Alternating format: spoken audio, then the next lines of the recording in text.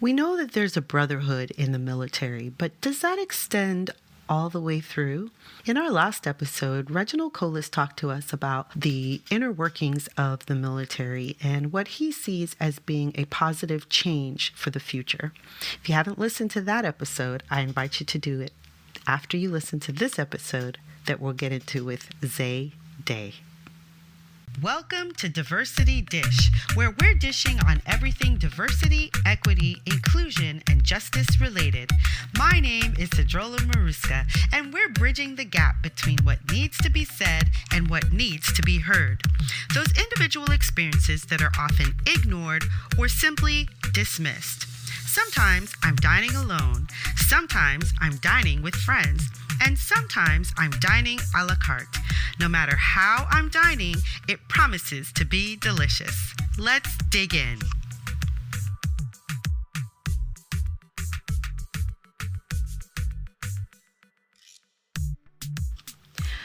My guest today is Zay Day Fisher. She, her, hers. She's a social justice warrior who works in community health as an educator with an emphasis on liberating Black trans women. She's also the host of a brand new web series called Slay with Zay, where she provides 101 lectures revolving around the transgender community. In addition to that, she has a new podcast called Black to the Future, where she and her co-host, Mikey, converse about intersectionality through a Black, queer, feminist lens. With these platforms, her goal is to dismantle white supremacy, annihilate racism, destroy transphobia, eradicate xenophobia, and demolish misogyny. Architect of equality, agent of justice, advocate for change, Zay Day Fisher. Hey, Zay Day, how are you? It is so good to have you on Diversity Dish today. Hi, thank you so much for having me. It is my pleasure. So and when we get started with our episodes, I usually like to get people to know my guests a little bit before we get into the old meat and potatoes and before we go out to, left field. So the first question I have for you is, what are you passionate about right now? Passionate about at this current state in time. I am actually passionate very much about just liberation for my people. And that's everyone who's marginalized, but more specifically, Black, trans women. I'm very passionate about that. I want that liberation. I want that equality and that equity, however it's going to show up in the world. So I'm very passionate about that, but also passionate about children. I really want to make sure that children have knowledge and power. I think that's what I'm most passionate about in this current existence. Nice. I love it. So would you say that your passion coincides with your superpower? And that's like, what is your superpower? Oh, okay. Definitely. I don't, well, my superpower, let's see, if I had to select, I'll say I to select, I'm a very protective kind of person, like a motherly figure, within my friend circle, that's what they like to claim me as, like, you're the matriarch of the group. And I'm like, fine, I'll be the old lady, but I'm going to protect everybody. And so I think my power would be force fields. I want to make sure that everyone within arm's reach, within my scope, within my being, I can protect them at any capacity. And obviously that's not possible because everyone has to experience something without my protection, without my shielding. It's like being a mother in real life. You have to stop protecting them. They have to go out and experience things. They have to learn things. So it's kind of like that. And I think that goes in tandem with the kids that I teach, because I am a music teacher. So whenever I teach them, I'm always, dropping little seeds in them, especially the young girls, about what you can do, how you can do things. And you don't have to follow these rules and things of that nature, and trying to just make sure that they're more knowledgeable and aware. So it's a way of me protecting them and shielding them by arming them with knowledge, because the best offense is a good defense. So if you have knowledge, you can be more offensive and protect yourself. Yeah, I love that. As a mom, I concur 100%. One of the things I tell people all the time is I'm not raising children. I'm raising people. I'm raising people who are going to go out into the world and be adults. And so Right. my job is to protect them, make sure that they get to that, but to also equip them with the information and the tools they need to go out there and be, good humans in this world. So I fully understand when you say, let's give them some knowledge. Let's shield them with knowledge, which is Right. a beautiful thing. Shielding with knowledge. It's also like arm them with knowledge. I think it's the same thing, but I like the defense aspect better because arming means like you're gonna attack or use your knowledge to harm somebody. I prefer the defensive aspect of it where I know things to this and I can critically think for myself using my knowledge that what they're saying isn't exactly true. Perhaps they don't know, so that's what they use there. Force field superpower knowledge that I give them, I guess. I like that. I like that. That's true. I agree with you. I agree. That's beautiful. Now we're going to transition a little bit. And even though we got into the conversation already, but what is something that has happened to you that people would find unbelievable, but that has happened? Oh, I'm as particularly as a Black trans woman. Gosh, I will be frank that I've had the power and the privilege to not had too many harms come from that direction. I think I've been very privileged, and so I try to make sure I always tell people that because there are girls, there are Black trans women who have been disowned from their families because they know who they are and they're trying to actively act on it without harm coming their way, but inevitably because people in their family may not be knowledgeable or aware or equipped with the information to handle raising this kind of person, a trans person, they have been exiled from the family and things of that nature. And I haven't had that experience, and I'm very grateful. But there are other girls, aside from that, once you're on your own, as a teenager or even a young adult, a multitude of things take place. You might have to resort to things like survival sex work, in order to make the ends meet. And I know that's something that some of the girls that I'm friends with have done. And so I think those things, particularly the dismissal from the family and that the exile of that person from the family, is probably one of the worst things.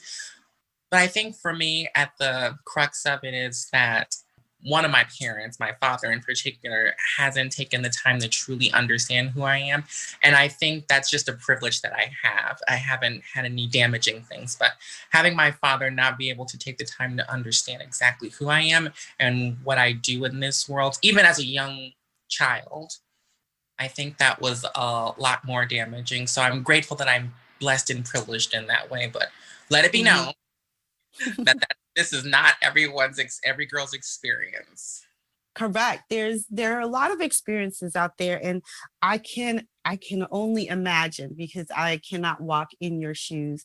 Because we spoke a little bit about intersectionality in the other episode, and that's an intersection that I don't have. Right. But we all carry so many different ones. And they all bring, different experiences. So I can totally see that there would be different stories for each person because we're all unique. We're all unique, and we have unique circumstances that happen. But when did you know who you were? Wow. I think I knew early on, except the availability of language was mostly the problem. And now we have this language that most people are going to kind of avoid because I guess it makes them have to think about stuff. And unlike most people, I like to think.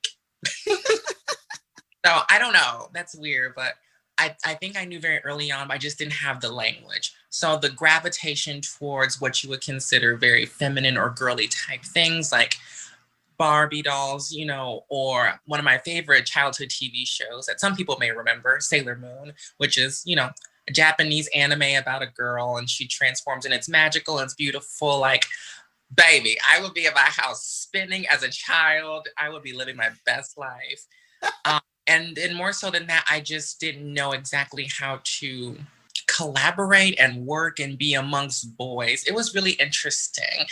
And so, and then we add the intersection of Blackness into there. And this was like the, you know, the 90s time period. Masculinity, particular Black masculinity, I feel like was on this rise because the early 2000s was very restricting even more. So I think that Black masculinity was on the rise. You know, the big T-shirts, the oversized everything, you know, all of that. And so me, I'm spinning and dipping and twirling, and I'm with all the girls, and it's like, well, what's happening with your child over there? And so that adds another insult to injury. Again, I didn't have the language. So once I got older and then feelings start to happen of I'm attracted, then I'm kind of like, okay, maybe I need to be over here kind of thing. So as opposed to some people who are trans will go straight from their assigned gender upon their birth to the gender that they know that they are. You know, they don't do any like what I would consider like a detour or a small step. But I just, so I for a little period of time, I identified as a gay man because I related to that. It was like, oh, well, I'm someone who likes men. Great. Okay. I can, this is all lining up. Or so I thought. I think it was, and this is terrible, but I think one day I saw the show Jerry Springer, and that opened the door for here are people who were born this way and now they're this way. Granted, you know, the audience reaction was terrible. But I can imagine. Right. But I was very enamored and enthralled by like these women who were on this show. And I was like, oh my gosh.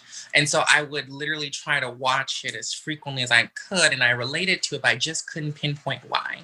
I went through most of my early 20s and things trying to navigate, well, maybe I am a woman, but I don't know. But I don't know what that looks like. And, you know, again, representation was far few in between. So I kind of struggle with it. And then after a very crucial moment in my life, very important breakup, I was like, this is what I need to do. I know who I am. I've done my own internal research. I've internalized and gone within myself. I know what I need to do. So just despite all the detouring and the roundabout way, I always knew on some level, I just didn't have the language, I would say. Okay, wow. That's really interesting. I never thought about the language. That wouldn't be something that I would think about. I would just think that and having to say, okay, I think that I'm attracted to boys, so this is what I must be. Because honestly, it sounds to me like the language that was available and if you would quote unquote the acceptable or the vision of what you were supposed to be was that. And so you just said, okay, well, since this is out there, then I must be that. And I think that's significant. I think that that's really interesting.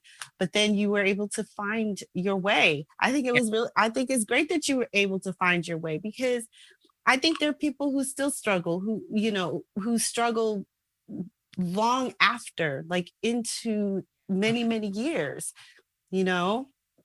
Yeah. And you've been able to pinpoint it. So I'm so happy for you, but I'm really happy that there's more information out there to give kids the language and the opportunity to see themselves. Representation matters. Yeah, representation is definitely important, and so I think I harp on that quite a bit within my own advocacy, because I always think about myself, because not only am I a music teacher, but I work in community health and making sure people in my community, specifically Black queer people, are being taken care of and things of that nature. But I think it's important that as Black queer people, we are constantly recreating and revamping language and access and resources for the younger kids so things will be easier. I think we should be doing that in general as a people, as a human race, specifically the ones that are pushed to the margins, like Black people and then queer people and then women, of course. So we have to make sure that we are taking care of that. And so one of the things that I wish to do, maybe sometime when I get older, is have, a clinic where, Black queer children of some sort, whether there's trans or not, can come and they can say, this is happening to me, what's happening? And maybe their parents can come and we can all learn. And then, you're speaking to someone who has lived this experience. So it makes it easier. So, and I just want to be able to do that. One day, hopefully. Yes. Well, you have a web series called Slay with Zay. Yes. Tell us a little bit about your web series. Yeah, so on YouTube, I just released it. It's just starting. I've got plenty of episodes and plenty of thoughts lined up, but it's called Slay with Zay, and you all can search for it out there. Absolutely. I'm gonna put the information in the show notes so that people can find it very easily. But go ahead. Yay. And so on my show, I'm literally trying to go over the basics that is being a transgender person. And so my very first episode is called episode 1, transgender. And so what I inherently do is break down the word. What does it mean? And how does it fit into your life? Because even if you're not a transgender person, it's still going to be in your realm. And and you should also just know it because we exist, Right. Not that you have to know everything about everyone or the world itself or anything like that, but chances are at some point you've met a transgender person and you just didn't know it. You've shared space with the transgender person and you just weren't aware. You've spoken to us, all that kind of stuff. So I want to kind of break down the very fibers of what it means. What I like to call trans 101. So like college lecture. Yes. College lecture type of ideas. And so sometimes they can get a little bit long-winded, but because the ideas are so closely intertangled, you have to kind of get in there with a fine-tooth comb and kind of pull everything out because everyone doesn't have the knowledge or the access. And some people are looking for like someone else who's done that work to be able to explain it to them. And I'm okay with doing that as an educator, but I know other people are kind of like, no, use your Googles. We don't want to do it for you. But I guess unlike some people, I have the time and I want to be able to help. So, breaking down the word. So transgender, just an example. So the word trans, of course, means across or to move across. And then, of course, gender is a societal kind of standard we've used to base, biological sex on, in a way. It's a set of rules that you have to follow. So women do this and men do this. So, trans to go across. So you go across from one gender to the other, or you move from one part of the spectrum that's gender, from the masculine side to the more feminine side. You may not do a full, air quotes, 180. You may not do a full switch around, like I'm a woman, now I'm a man, or a man, now I'm a woman.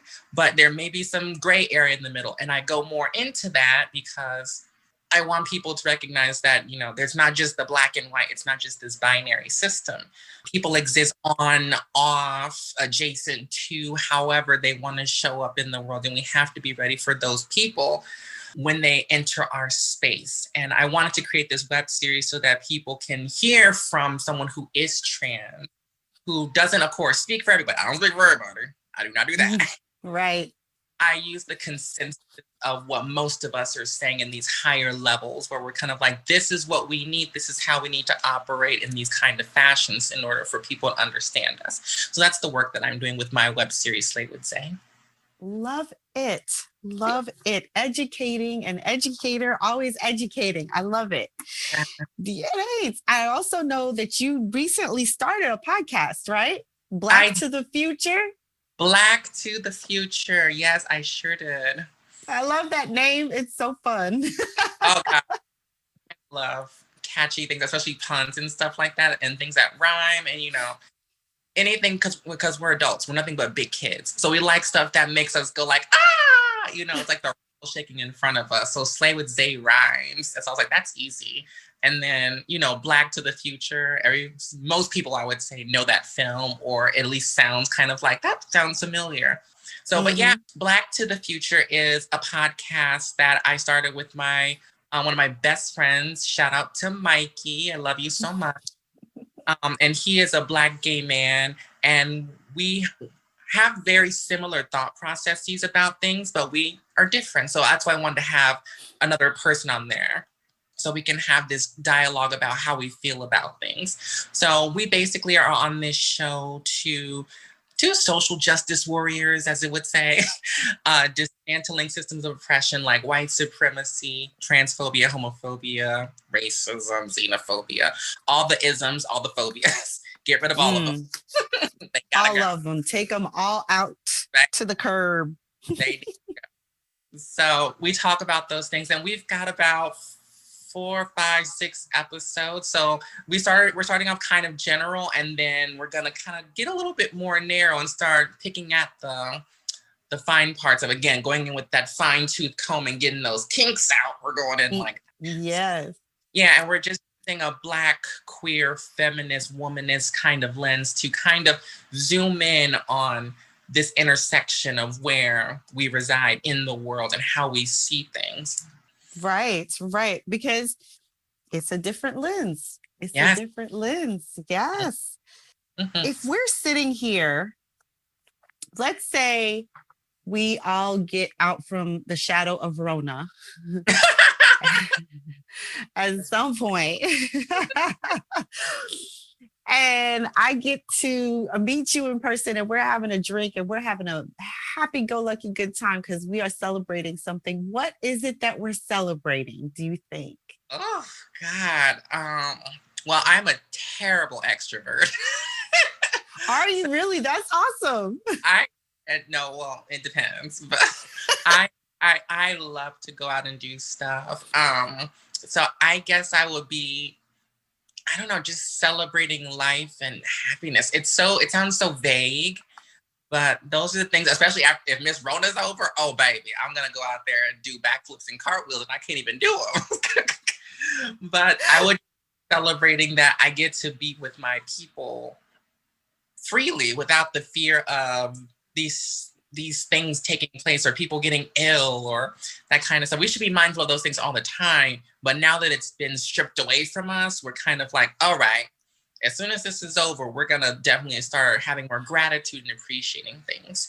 So I kind of have that mentality that when I'm with my favorite people, this is a time to be cherished and celebrated. So I'm, like I said, I'm the mom of the group, I guess. So I'm the one taking pictures and living life and Snapchatting everything and putting it on Instagram because they make fun of me. But then everybody comes back and says, you got that picture. We'll just be celebrating life and just being happy that we get to exist because we don't know how long, especially now that Miss Rona has showed up and showed out. Do not know how long we have to exist on this plane. So just being in people's presence, some of the best moments I have is just literally cackling, crying with my best friends. So that's what I would be celebrating if we were together. I will celebrate that too. I'll be all up in it. I'm living my best life. That is a fact. Oh gosh. So I know that your goal, because I'm looking at your bio that I read at the beginning, is that you want to dismantle white supremacy, annihilate racism, destroy transphobia, eradicate xenophobia, and demolish misogyny. So I want to know, when you look into the future, what do you see yourself doing? I know right now you're a teacher, a music teacher, but you've got this podcast and you also have Slay with Zay, but when you look into the future, what do you see yourself doing? When it comes to these systems of oppression and removing them from our world, I really genuinely, I think I referenced this earlier, is establishing a place for children to seek refuge that are those marginalized groups, like, any child can be welcome, but I think I want to really shine a light on the Black queer children, because the scrutiny of white supremacy on Black people, and then the scrutiny of, transphobia and homophobia on the queer children at that intersection is just hazardous. So being able to have a clinic or a place where they can seek refuge and get knowledge and arm themselves, I definitely want to be able to do that. But in tandem, I'm someone who's obsessed and fascinated with music.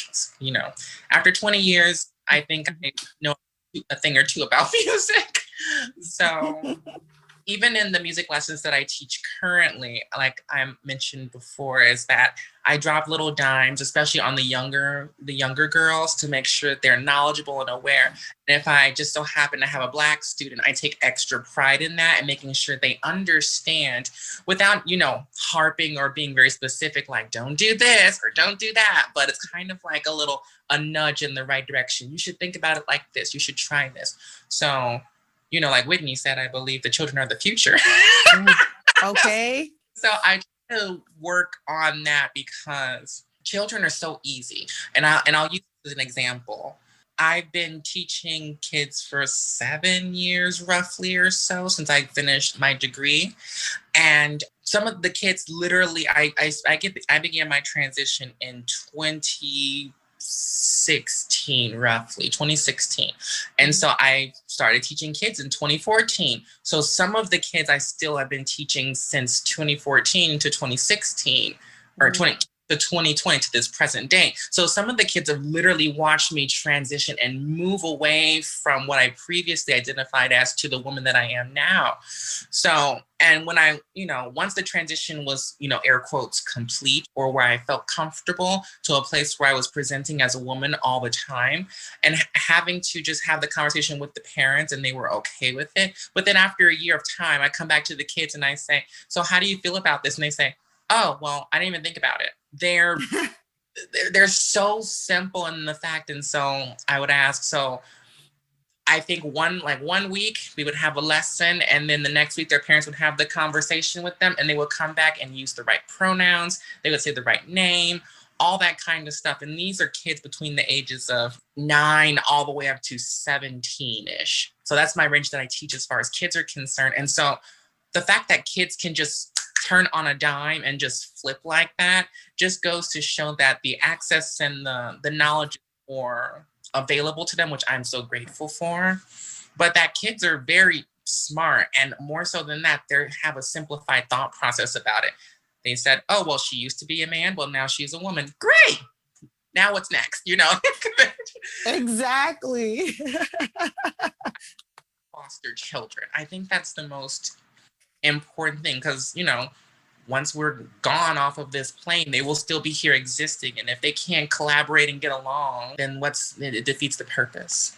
That's what I want to do. I think that's just my life as an educator.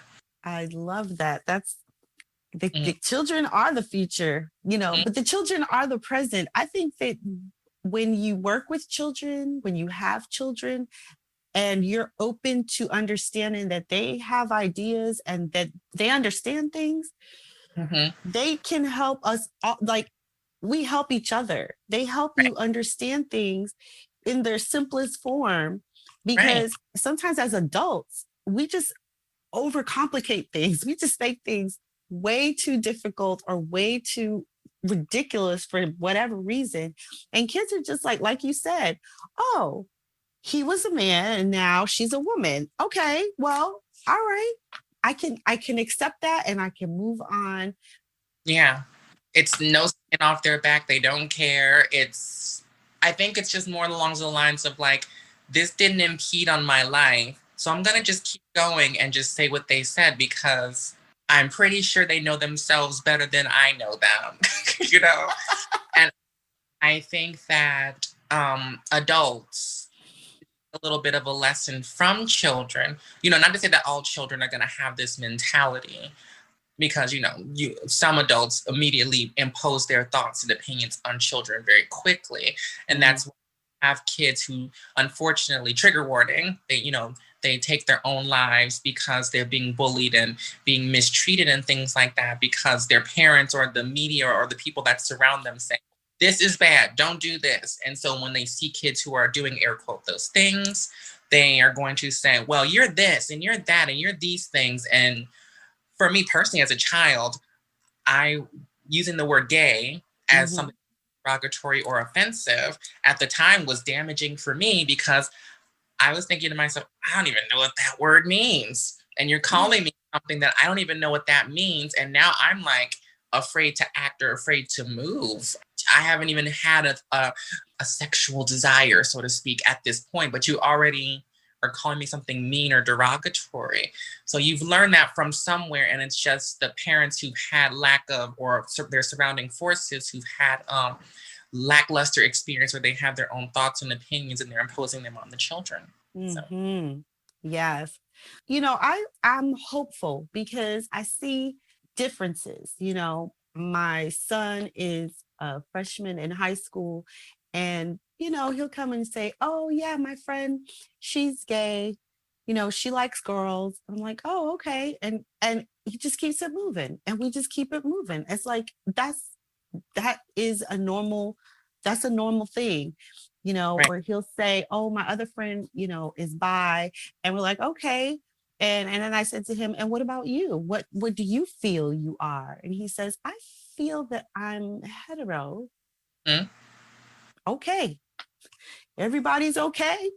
There's nothing wrong with any of you. So keep it moving. Right. And I that wasn't a conversation that I would have had when I was his age. Exactly. Right. Yeah.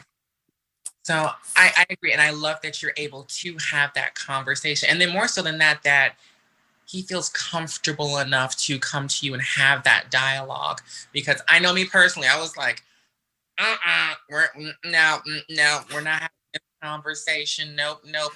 And so it's mostly because I didn't even know how to begin to even have that conversation, because I just was on the queer side. But just the fact that he's able to say, oh, my friends are this and I am this, and you're able to take that and internalize it and say, okay, well, I'm okay with that. But even if you weren't, you should kind of start, as a parent or a guardian or whoever, you should start asking yourself, why am I not okay with this? Exactly. That's the question. Why am I not okay with this? And so I think that people are afraid to ask that question. One of my favorite questions in the world is why? And so I think people are afraid to ask themselves, why is this not okay for me? Why is this bad to me? Or something like that. Right. And why do I see this as bad, or why am I having a reaction? And I feel that also is something that people need to ask.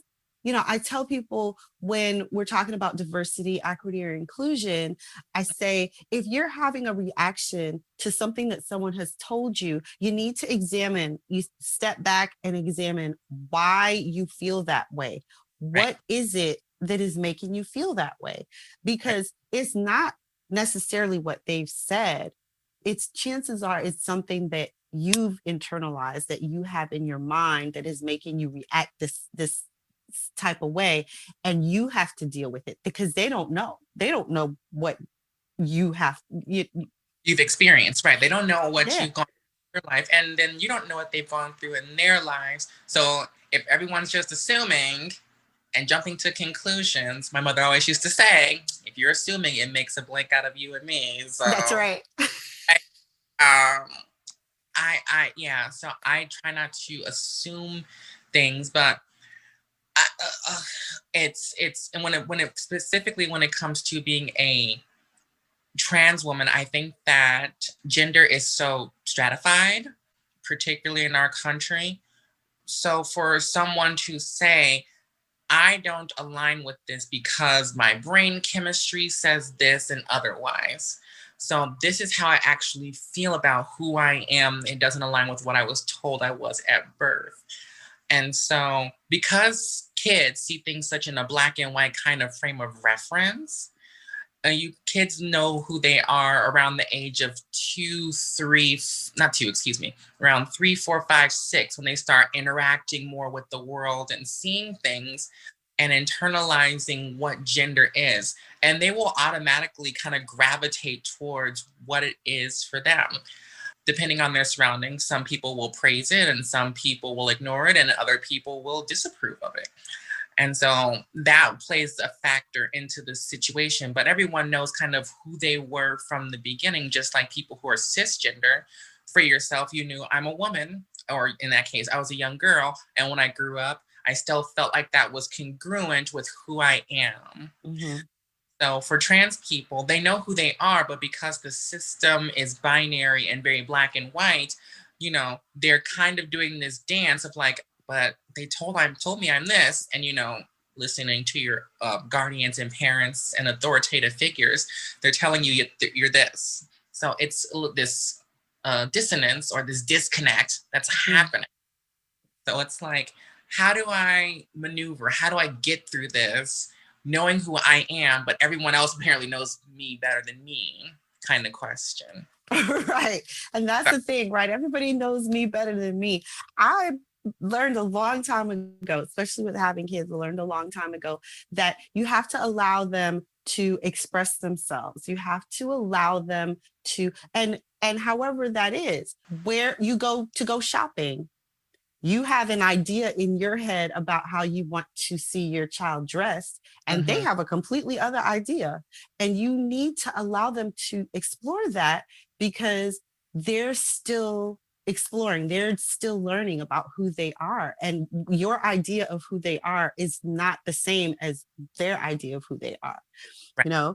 So I learned that a long time ago because I'm very aware that I don't want to project my fears or just what I need for myself onto my kids.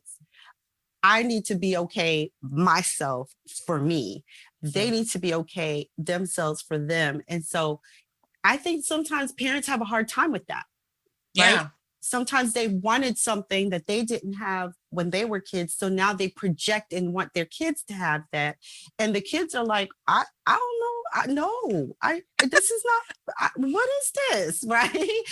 But the parents, they feel so strongly about it. Then they get offended when the kid pushes back on it, but it's not their fault. It's the parents' fault. You need to figure yourself out.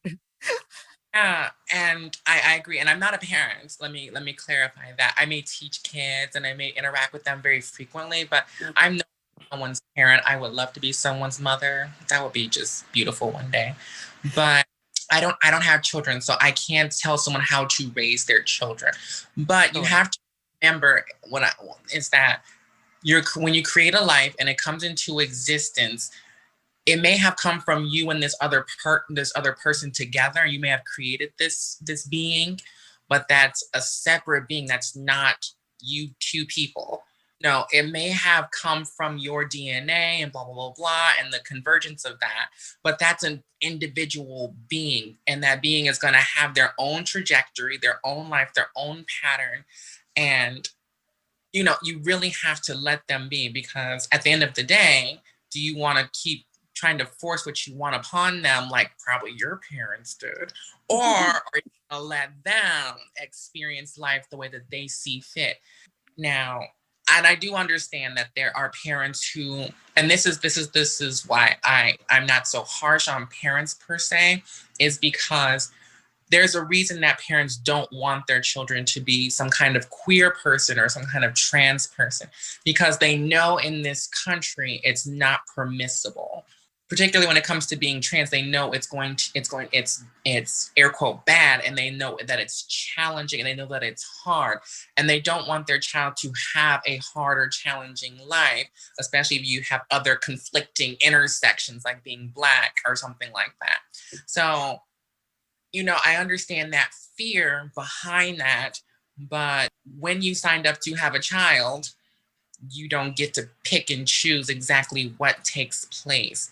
So when that child comes to you and says, this is how I feel, you have to start doing the work as a parent and this goes for everyone, if you meet someone, you have to start doing the work internally, like researching, finding things out, seeking aid, people who specialize in there. There are doctors, there are psychiatrists, and not psychiatrists, but psychologists and clinicians, all kinds of people you can access now.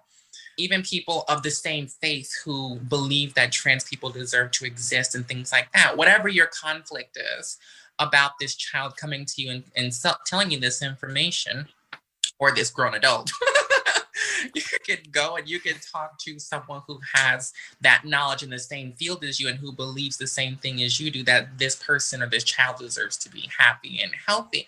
So they're a child, and particularly they're a child, but you're a grown adult. So you should be trying to do that work to figure those things out. That's what I think, at least. I agree with you. Absolutely. You've got to do your work in light of what is presented to you. Right? Your child is not an extension of you. Your child is themselves. And that's sometimes something that as parents I can see some people have a hard time with, that the child is not an extension of you. The child is themselves. You are here to help them. Honestly, when my son was young, I was like, my only job is to keep this kid alive because he's just trying to kill himself. Like, get off in there, stop jumping there. I can already see it. Yes. But then at the same time, and he's that young and he's just exploring life and he's just living his life. In my mind, I'm going, I cannot project my fears on him. I cannot stop him from doing certain things because of my fears. Now, if he's about to, jump off of something and really hurt himself, that's one thing. But if I'm not allowing him to say, I remember when my son was about 3, we took him to the town pool. And that's a kiddie pool. He doesn't know how to swim. So we're in the water with him and he just keeps diving under the water. He keeps diving under the water. And then he knows that we're going to pull him out. So he's waiting for us to pull him out and diving into the water. Now, my husband is a swimmer. He was a swimmer from 7th grade through the 12th grade. So he's a good swimmer. So I turned to my husband after we get out of the pool and we're sitting there. I'm like, so do you think we need to get him some floaties or like a vest? He's like, no. I was like, no. He's like, no. He says he needs to just learn how to maneuver in the water and not expect something else to float him. So he just needs to do it that way. And in my head, I'm not a swimmer. I swim. I can keep myself afloat. But in my non-swimmer head, I'm like, but that's my baby. Right. And we're just going to put him in the water. But honestly, right? But that was my fear, right? That was my anxiety that I was then trying to project onto him. And I didn't want him to be fearful of anything. Right. So I had to deal with myself internally and be like, he's going to be okay. He's going to be fine. So now it turns out I have 3 very strong swimmers in my house and not one of them is me. Right? I sit here, I'm like, well, I'm just gonna sit, but I'm the traditional Black girl at the pool. I'm here to look cute. Don't throw me in. I'm taking pictures. That's it. So I understand, but yeah, that's that internal work. And so even if something as light as swimming, you had to go within yourself and say, I need to stop being afraid. I need to relax. I need to figure out what my problem, my issue is. I don't want him to get hurt. That's understandable. But at the same time, he has to learn what's happening in the world. Not that he needs to know, not that he needs to know all the ups and downs, backwards and forwards, and how water will get in your lungs and you'll suffocate. Not all that, but he needs to understand that this is going to be a little bit challenging, but enjoy it while you do it. Yeah. So, like I said, they're all stronger swimmers than me, but that would not have happened had I pushed back on my husband and said, no, I will not watch my child go into that water like that. He needs to, instead I was like, okay, this, I'm learning this and I'm realizing that it is my own fear that I am now projecting. So now I need to pull that, rein that in, and allow things to happen. So, but you know, it's a learning process. And I think that it's a learning process for everything, right? Correct. If I'm going to be candid, I don't know that I knew anyone that was trans when I was growing up. Mm. They may have been, but I didn't know Right. because that wasn't something that was talked about. That wasn't something that was out there, right? Mm. So, but does that mean that now I should be like, no, no, no? I don't think so. I think that we all have to kind of learn and grow and go, hey, people. And I think that's the thing, is that I was actually speaking to someone online. And so not that I go back and forth and argue with people, because I don't have that kind of spirit or that kind of energy or that kind of time. Girl. But baby, I don't do that. But I'm only gonna speak to people who have a willingness to listen. That's what I'm after. That's what I say too. I plant seeds, and you can do with what you want after that. If you're gonna water it or nurture it, that's on you. But after I say what I have to say, I'm out that jam. But there was just someone I was talking to, and so they would use the terminology of like, well, I like you, but you're not a regular girl. You're not a normal girl. You're not a real girl, all that air quotes. And so the way to stop invalidating transgender people is not to call cisgender people who are assigned at birth as being a woman, and then they grow up, or girl, and they grow up to be, they stay congruent. But we have a not so congruent path. Like me, I was born a boy child, and then I grew up and I was like, oh, I'm a woman. This is who I am, and I'm comfortable with that. So I find my congruence later on, whereas cisgender people are congruent from the very beginning. So, but at the end of the day, we both end up being women. And so instead of calling cisgender women, real or normal, and stop to not make trans women feel invalidated in that, you can call them cisgender, because that's the word that we should be using and we should be normalizing. It's not a derogatory term, or it's not rude or anything like that, but it was created in the 1990s to help balance that idea out. So people who were trans could come into a facility to see a physician and say, I'm actually a transgender woman or a transgender man, or however they identified. So they won't have to say, well, you're real. So on the paper, I'm going to mark real or normal or whatever. It was just in an effort to stop invalidating our experience so they can have accurate data and information that we use now to this day. So I was speaking to this person and they said, well, I don't want to use that word. And I was like, oh, okay. And you know how you just kind of smile and nod and go, all right, Jesus, all right. You do the full Viola Davis, you look down, grab your purse, and you get up and you leave. And I was just like, I'm not going to try to sit here and try to explain to someone, people are willing to listen. And I do have a web series that does explain what cisgender means, one of the episodes. But that's for people who have a willingness to listen and to understand. But if you come into my DMs on Instagram and you ask me and I start to explain and you just flat out say, I don't want to learn that, I don't want to know any more new terms, none of those words seem real to me. I'm like, oh, well, I'm going to stop myself right here, because you have a disconnect that hasn't been worked out yet. Once you work out that disconnect, then you can come back and have a conversation with. Once you figure out that cisgender and transgender, non-binary and genderqueer and all those terms and stuff like that are valid and true and real, then we can come back and have a conversation about what it is. But that's the work that you have to do. I don't have to sit there and explain it to you. That's not what's the word? That's not the work that I need to be doing, Right. Yeah, that makes a lot of sense. As I say that all the time, I'm like, I'm not here to argue with people who are just not ready. Clearly, your soil has not been tilled yet. It's still hard. Hello. So I can't plant a seed there.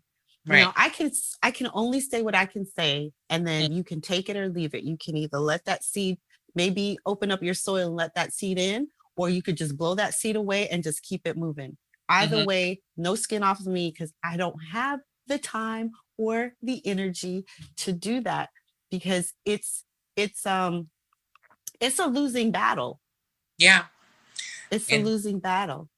it's draining and it's taxing. It's kind of similar to the thing where white people will ask, well, what can we do to make it better for Black people? It's like, well, let me start by saying that you should say these things and you should try doing these things. And they say, well, I don't know. And you immediately become combative back. You're not ready to receive that information.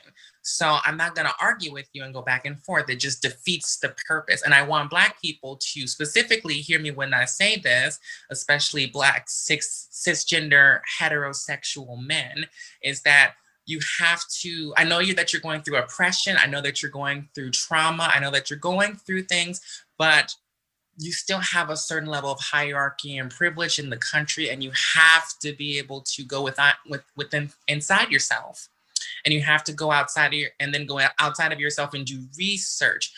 Just because you Google transgender doesn't mean that you're attracted to us. That's not how it works. That's how it works. And so, just because you Google it, or just because you watch my YouTube series, or just because you follow me on Instagram doesn't make you a trans amorous or a trans attracted man. You're trying to understand, you're trying to gain more knowledge. And that's what you should be doing as a human being, because as time goes on, we discover more and more new things. What do they say? Like only 30% of the Pacific Ocean or whatever ocean has been discovered. We have more to figure out. Are you going to rebuke that evidence when it comes out too? Like, that's weird. So let's figure these things out. So, and for Black cisgender heterosexual women, I do want to make sure that I say that you all are doing great work.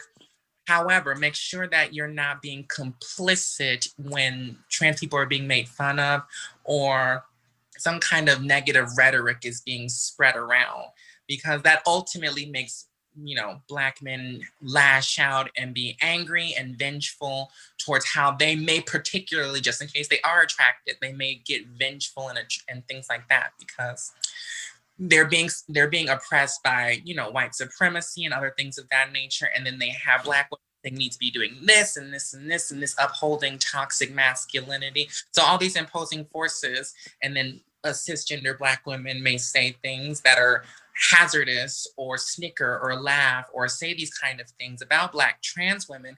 And then we end up having years like this year, which is one of the most deadly records that we've recorded that we know of, where Black trans women have been murdered, because all of this pressure, particularly, it's always the men that end up murdering us, but that's how it takes place. All that societal pressure is going to explode at some point. And so if man hasn't done the work, and if other people outside of him haven't done the work, and then they're all pushing in on himself, and so when he decides to act on it and he feels a certain kind of way, it kind of bounces back and explodes out. And so in order to save himself, he harms the girl that he may be attracted to, or may just come in contact with, or whatever. Yeah. Yes. And I've heard some of those jokes too. And I go, that's not even funny. Like, why is that funny? But I do know of what you speak, and it is detrimental. It is very toxic. And like you said, put with the toxic masculinity, the hyper masculinity, if you will, where it's like, and that's why, love is love, right? You attracted to who you're attracted to. And at the end of the day, that's who it is. But society tells you that's bad, or that's wrong, or you shouldn't, that's not where you should be, and da da da. And then when you allow that to be to sink in, instead of examining yourself and saying, no, this is the person that does it for me. This is the person that rocks my world, right? You lash out and you destroy something that could be beautiful because everybody else is saying something. Right. So. And yeah, it's crazy. And again, I have this privilege and this luxury where I may have put myself in a couple of situations, but they say in the church, but God. Girl, I know that. I made it through, and I have that luxury and that privilege to be blessed to not have these issues. And so we just need to do a better job of having these conversations. And I want to also say that the LGBTQIA plus, if you don't know all those letters, you should go ahead and do a quick Google search. Every letter will pop up and they will tell you what it means. But we're not so, people are very afraid to talk about us. Like, we're the alphabet people. Like, you can't talk about us without backlash or drama and things like that. But the one thing that I will say is that because we're so marginalized and people haven't done the research and the time and the work to figure us out, the little jokes and the things that trickle down eventually do cause harm to us. So we can't do that. It's like blackface back in the olden days. It wasn't taken seriously. Black people weren't taken seriously. That's why they could have been, again, trigger warning, they could be hanged and all kinds of other stuff like that because it wasn't taken seriously. So this is the same thing where it's like, it's not taken seriously. Once we become more normalized, which we should be, but more normalized, it may be easier to pass these off as real jokes because they don't trickle down and directly affect our community. Well, thank you for sharing that because that's why we're here, to have these conversations so people can become enlightened, to have the conversations about things that sometimes you don't have a conversation about. So somebody may want to have a conversation about it, but they don't know who to talk to. But then they listen to the podcast and they go, oh, okay. Right. It answers a few questions for them. So thank you for that. Absolutely. Ooh, so is there anything, because we've had a really good conversation. Is there anything that I did not ask that you would have liked for me to ask and that you would like to answer right now or share? There's always something else, That's one of my brother's favorite sayings, is it's always something, So it's kind of hard to pinpoint and exactly pick out something. But I think the only thing that I would just want to kind of say is that you have to believe people when they tell you who they are, because they live in that body, they live in that experience, they know themselves better than you know them.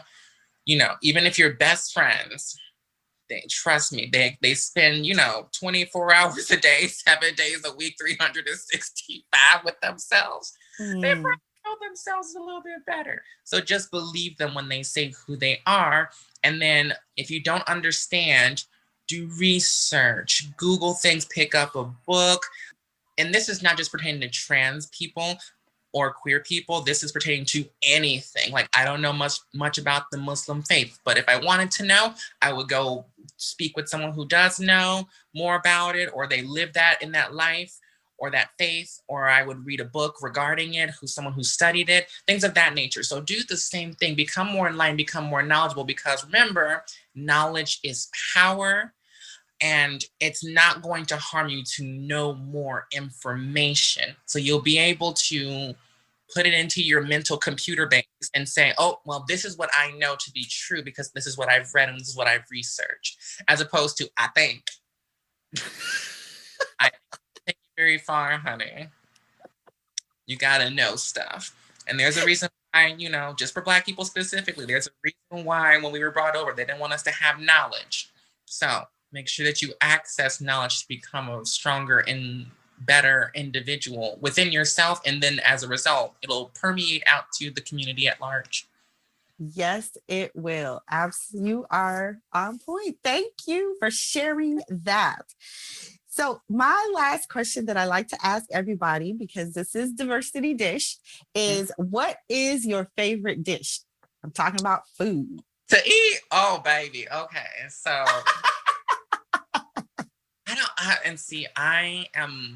I'm that normal girl where it's like, where they ask me, what do you want to eat? And I go, I don't know. And then you list like 5,000 things and I just, no, I don't know if I want that.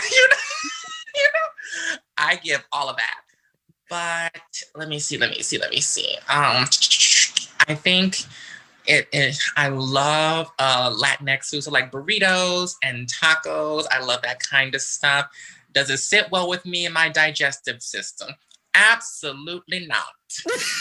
But when it goes in, Jesus, it's beautiful. It's a blessing. I love it. So I think that's probably one of my things that I love the most is that kind of food. I love it. That's so funny. I know. Not everything that we love loves us back. And sometimes we just have to forgive. I'm not, it's not forgiving. That's the problem. Oh, Zayde, it has been such a pleasure having you on Diversity Dish today. Thank you so much for being so open to talking and advocating for Black, trans women, Black people, children. I hear it all in you, and I just love everything that you're doing. And I cannot wait to see when you have your agency, how it's going to go. Thank you so much for having me on it. I really, really appreciate it. And just thank you for everyone who listens and everyone who participates or everyone who comes. You know, if you want to come talk to me, I don't bite. You know, if you want to come learn some stuff, come see my pages and my podcasts and my YouTube series, all that stuff. So thank you so much again for having me. I really appreciate it. Oh, my pleasure. You radiate the openness that I see. So I'm pretty sure that, you know, I'm going to put all your information in the show notes, and I'm pretty sure people will come see you. So it's going to be good. Thank you. Thank you. If you enjoyed that episode, please be sure to subscribe, download, rate, review, and share, because it's no fun if your friends don't know what you're talking about. Join us next time when we'll be talking to Kelsey Menard about not fitting into boxes. See you then.